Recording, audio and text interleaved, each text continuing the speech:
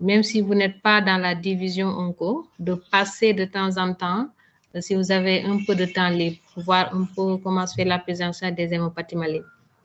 Parce que tout le monde n'aura pas la chance de faire les unités d'oncologie, alors que vous ne pourrez pas faire toute la pédiatrie, quelle que soit la spécialité que vous allez choisir, sans avoir à prendre en charge des enfants, soit pour suspicion d'hémopathie ou bien de pathologie tumorale de façon générale. Donc, il faut avoir vraiment le basique. Et la meilleure façon d'avoir ce basique, c'est de faire un tour, soit lors d'une visite ou bien lors des staffs, ou bien vous passez, vos collègues vous présentent les malades pour que vous ayez au moins une idée. Il faut être curieux. Et puis, vous êtes en 3e année, bientôt ce sera la 4e année et ce sera la fin. Tant que vous êtes en formation, vous pouvez vous permettre de faire certaines choses. Mais tant que, après la formation, il vous sera difficile parce que vous aurez des responsabilités. Il sera difficile d'aller voir ce qui se passe ailleurs dans les autres services. En tout cas, merci beaucoup. Est-ce que votre camarade a quelque chose à ajouter? C'est Joyce qui a présenté, non?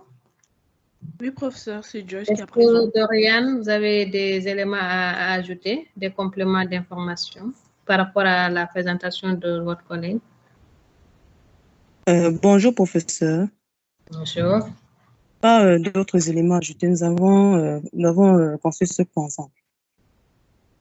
D'accord, c'est parfait. Alors, les autres, est-ce que vous avez des compléments? Surtout vos expériences.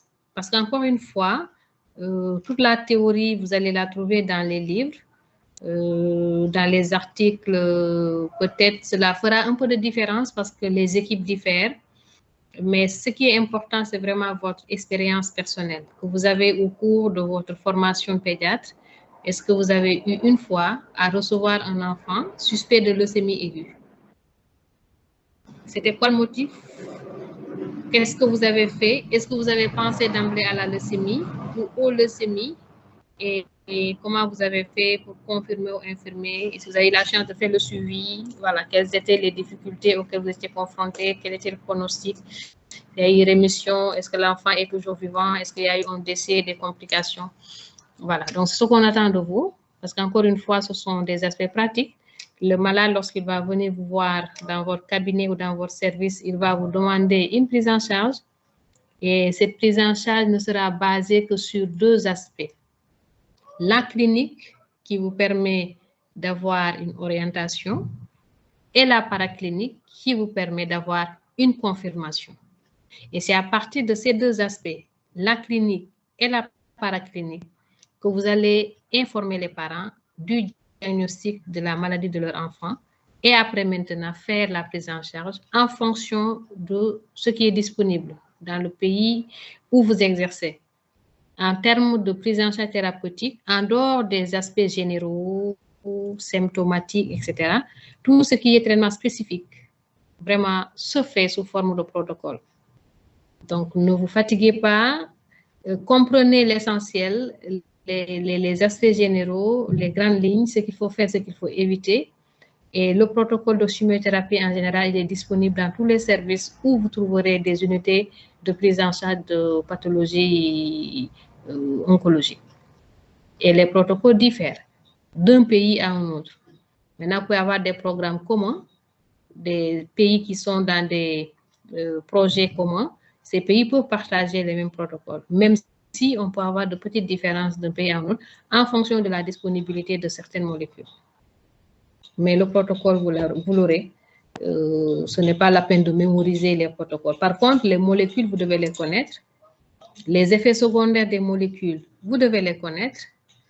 Et les grandes lignes du traitement, l'induction, induction, consolidation, intensification, entretien, les phases, vous devez également les connaître. Comment surveiller le traitement, vous devez être capable de le faire. Et globalement, c'est ce qu'on vous demande. Est-ce qu'il y a des gens qui ont eu une expérience à partager, ou bien des questions, des contributions, des commentaires, avant que je ne fasse la synthèse sur cette partie? Bonjour, professeur. Bonjour. Moi, c'est Baldé Amadou. Je suis actuellement à Diamniadio. Mamadou Sello. Oui. Allez-y, vous avez la Actuellement, parole. je suis... D'accord. Moi, j'allais un peu partager une expérience d'être passé déjà à Dantec et après, nous avons transféré ensemble à Dalal Jamm avec le service d'oncopédiatrie. Donc, quand même de partager une expérience par rapport au transfert des malades. Parce que surtout, nous avons tendance à voir un malade, par exemple, qui présente du point de vue clinique un syndrome tumoral, une anémie, et après, à la numération, nous avons une neutropénie, sachant déjà que ce sont des malades qui ne peuvent être pris en charge qu'actuellement à Dalal Jamm, c'est essayer donc de faire le transfert le plus rapidement possible.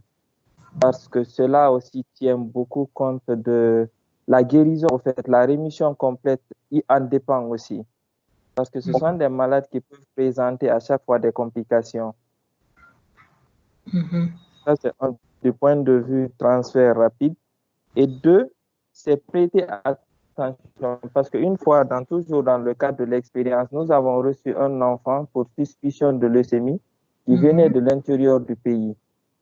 Donc, lorsque nous l'avons reçu, il présentait presque tous les signes au niveau de la numération. Maintenant, dans les investigations, nous avons trouvé que c'est un enfant qui avait fait un paludisme grave dans sa forme anémique. Donc, directement, on ne s'est pas acharné à lui mettre une chimio ou quelque chose d'autre. On a donc jugé nécessaire d'essayer d'investiguer encore plus, de faire le myélogramme et tout.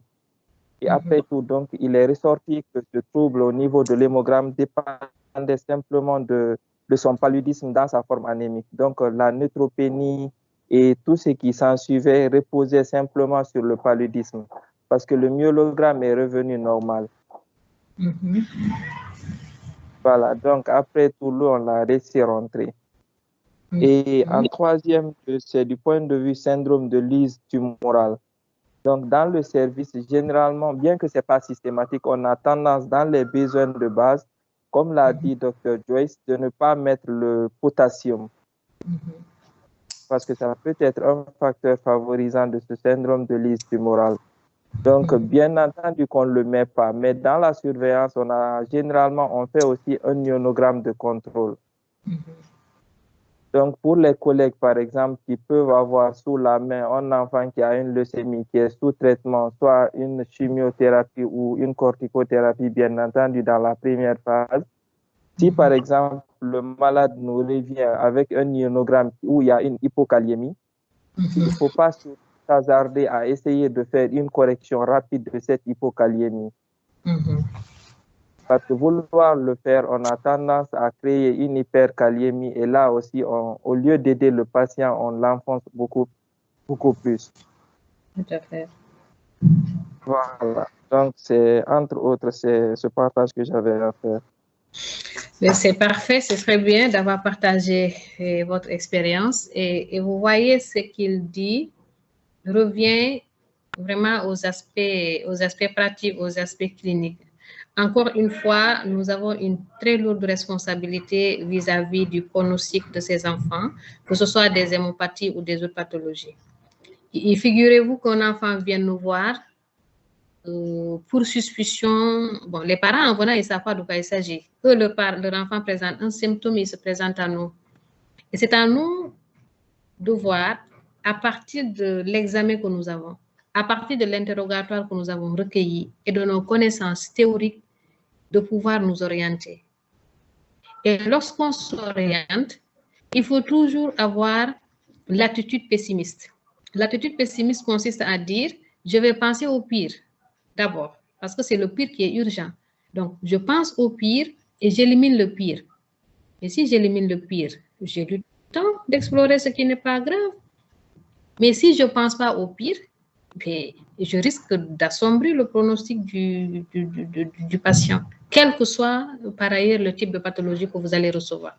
Alors, moi, le conseil que je vous donne, ne prenez jamais à la légère les enfants qui viennent vous voir en consultation. Je le répète toujours quand on fait le staff le matin, je leur dis, un enfant ou bien des parents qui se lèvent et qui viennent vous voir à l'hôpital aux heures de garde, dites-vous bien, c'est parce que cela ne va pas.